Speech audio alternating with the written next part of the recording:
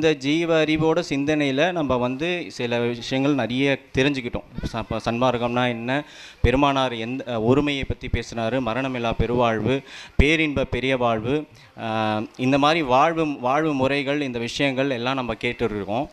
இப்போது நம்ம அந்த பேரின்ப பெரிய வாழ்வை நம்ம ஆன்மாவோட தொடர்பு கொண்டால் மட்டும்தான் அந்த பேரின்ப பெரிய வாழ்வு கிடைக்கும். நம்ம ஆன்மா கூட நம்ம எப்படி தொடர்பு கொள்வது? முதல்ல நாம் யார், ஆன்மா யார், ஆண்டவர் யார், ஆண்டவர் எங்கே இருக்கார்? அருட்பெருஞ்சோதி ஆண்டவர் நம்ம பேசுகிறோம். ஆண்டவர் எங்கே இருக்கார் அப்படின்ற ஒரு புரிதல் நமக்கு வரணும். நம்ம ஆண்டவர் எங்கே இருக்காருன்னா இங்கே இருக்கார், சிற்சபையில் இருக்குது. சிற்சபைன்னு சொல்லிட்டு பெருமான் சொல்கிறார். புருவ மத்தியில் சிற்சபை இருக்குது, சிற்சபைக்குள்ளே ஆன்மா இருக்குது, உயிர். ஆன்மா வந்து உயிர். உயிருக்கு உயிராய் இருப்பவர் யார்? ஆண்டவர் சிவம் நமக்குள்ளே இருக்கார். ஆண்டவர்